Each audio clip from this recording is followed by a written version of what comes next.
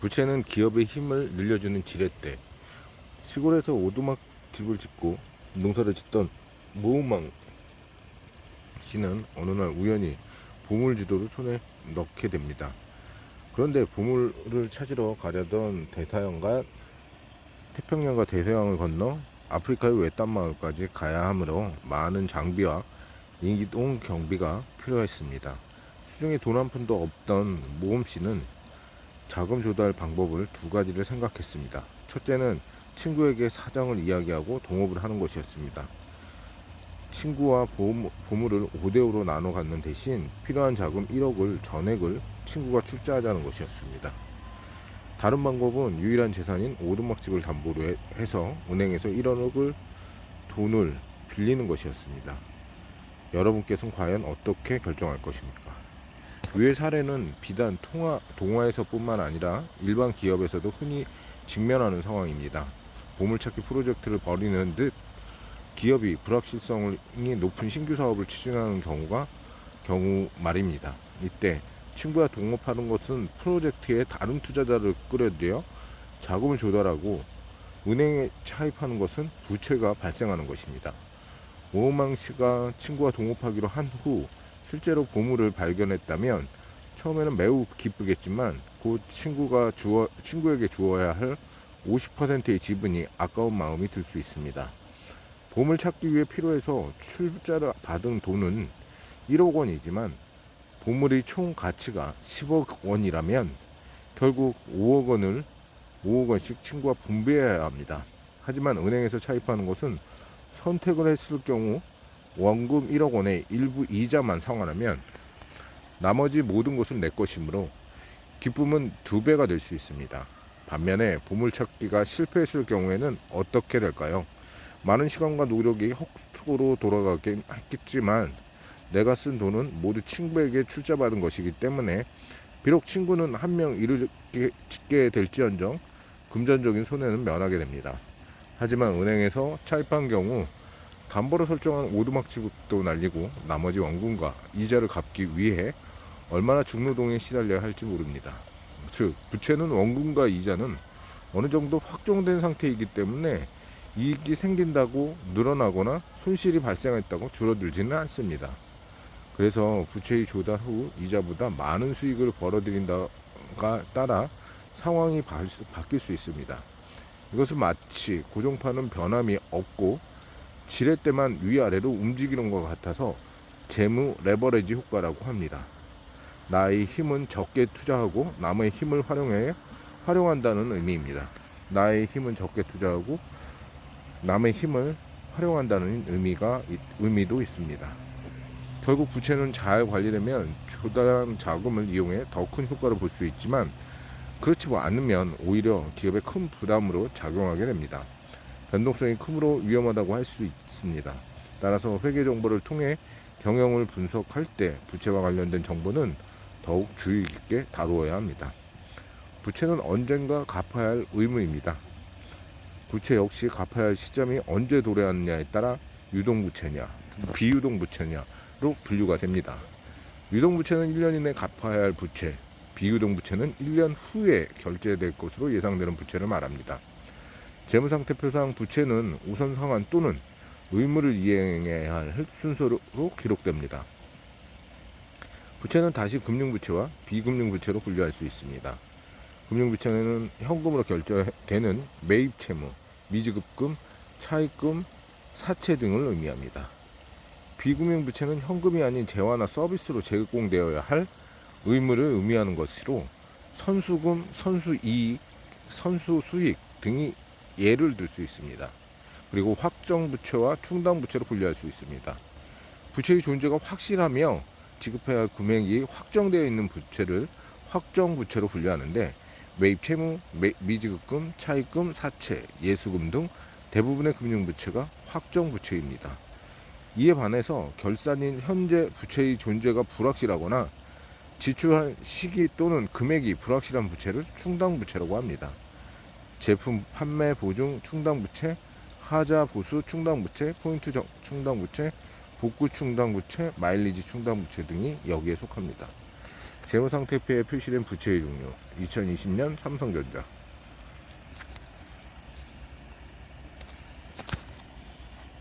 부채가 꼭 나쁜 것은 아닙니다. 부채는 부정적인 이미지가 강해서 부채가 많은 기업, 회사는 안 좋은 평가를 받는 경우가 대부분입니다. 물론 부채는 갚아야 할 의무로 부담이 되는 것은 사실입니다. 하지만 영화 속에 범죄 조직에 몸담고 있는 주인공이 정의로운 인물일 수 있듯이 부채라는 범죄 조직 안에 있다고 무조건 나쁘다고 보면 안 됩니다. 1. 선수금. 선수금은 부채 중에서 가장 선하다고 할 수 있습니다. 선수금이라는 말이 풀이하면 미리 받은 돈입니다. 선수금은 향후 제품이나 상품 또는 서비스를 제공할 때 상계하는 것이므로 쉬운 예로는 계약금이나 백화점 상품권 등이 있습니다. 재무상태에 표시된 선수금. 선수금 계정의 중요한 업종은 건설업, 조선업 등과 같은 수주산업인데, 건설기간이 장기간이 소요되므로 계약할 때 여러 차례에 걸쳐 대금을 받기 때문입니다. 당연히 공사 초기에 대금을 더 많이 받을수록 유리한 계약이라고 할 수 있습니다. 이때 미리 받은 대금은 우선 부채에 해당하는 선수금 계정으로 기록했다가 향후 공사가 실제로 진행될 때 외출로 전환됩니다. 따라서 선수금 또는 성격이 비슷한 초과 청구 금액 계정이 증감 추이를 보면 미래의 매출을 추정할 수 있습니다. 부채 항목에서 선수금이 차지하는 비중이 크더라도 향후 매출로 전환될 수 있으므로 부정적이라고 보아서는 안 됩니다. 매입 채무와 미지급금. 매입 채무와 미지급금은 쉽게 말해서 외상으로 사온 것이라는 항목으로서 상품이나 원재료 등을 외상으로 매입해서 매입 채무, 상품이나 원재료 이외의 자산들을 외상으로 구입하면, 비품, 건물, 토지 등을 구입하면 미지급금이라고 합니다. 성격이 비슷한 두 항목을 구분하는 이유는 영업활동과 관련된 것과 그렇지 않은 것을 나눠서 보여주기 위한 것입니다. 일반적인 회사는 영업활동을 위해 상품이나 원재료를 정기적으로 구입하므로 일반 채무는 정기적으로 발생하지만 건물이나 토지를 매번 구입하지는 않으므로 미지급금은 어쩌다 한번 발생했다고 할 수 있습니다. 따라서 두 가지를 합쳐서 기록해버리면 정보 이용자 입장에서는 들쑥날쑥한 정보를 받게 되므로 혼란스러울 것입니다. 이 두 항목 또한 부채에 속하긴 하지만 회사에 긍정적인 역할을 합니다. 적정한 수준으로 관리한다면 회사의 현금 흐름을 좋게 하기 때문입니다. 대금을 즉석에서 치르지 않고 잠시 늦출 경우 일시적이지만 그만큼 현금이 회사 내에서 남아있게 되는 것입니다.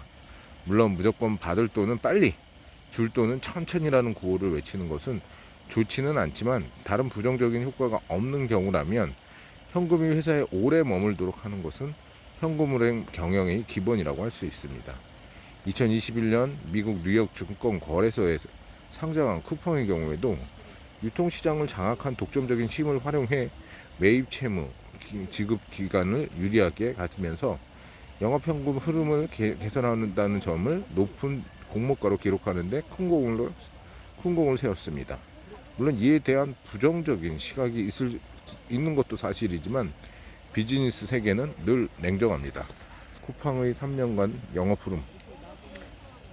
쿠팡의 경우에도 유통시간을 장악한 독점적 힘을 활용해 매입 채무, 영업에 필요한 돈을 빌리는 외상을 받을 수 있는 지급기간을 유리하게 가져가면서 영업 현금 흐름을 개선한 점이 높은 공모가를 기록하는데 큰 공을 세웠습니다. 물론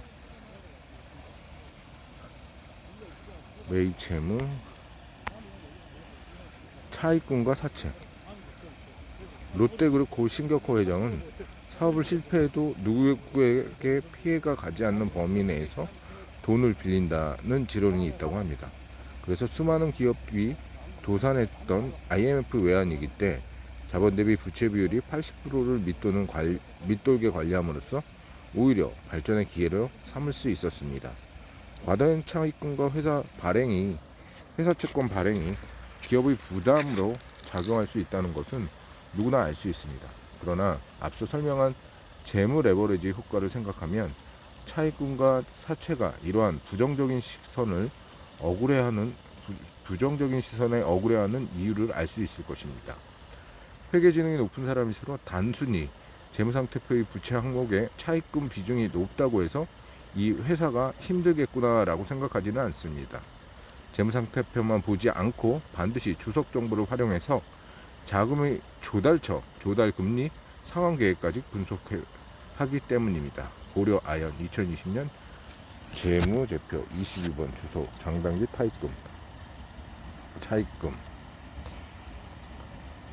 하나은행 매출채권 단기말 이자율 0.68% 1.23% 단기말 에너지공단 해외자원개발 6.75 에너지공단 해외자원공단 상환기 만기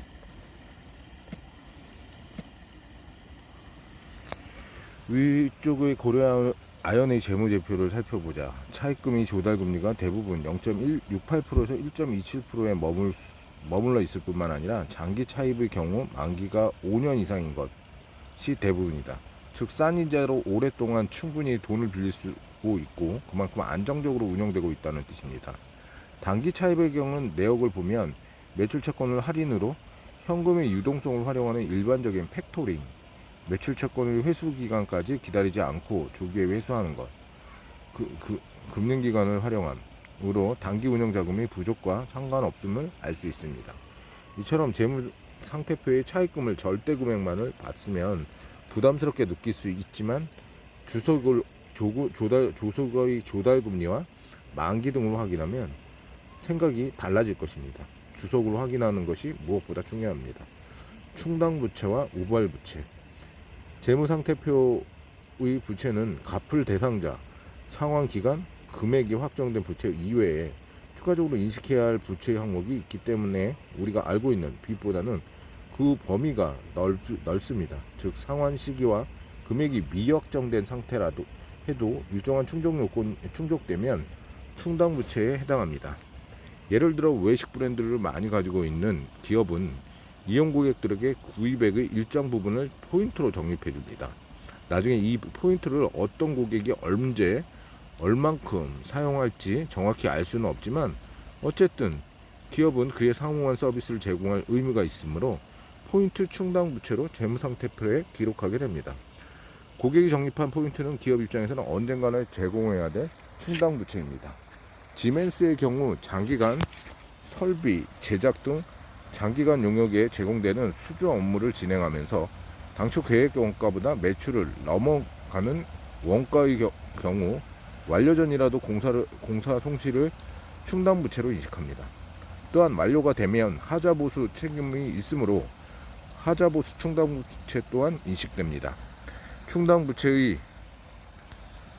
복구 충당부채의 경우 건물 등을 임차해서 인테리어를 한 경우 계약 종료 시 복구 의무가 있으므로 이를 대비해서 역시 충당부채로 인식하는 것입니다. 충당부채로 경험적으로 매출 대비 몇 퍼센트 정도의 서비스가 요구가 있을 것이라고 신뢰성 있게 추정해서 반영합니다. 하지만 신뢰성 있는 추정을 하지 못하거나 서비스를 제공할 가능성이 높지 않은 경우에는 재무상태표상 부채로 기록하지 않고 주석에만 공시하기로 합니다.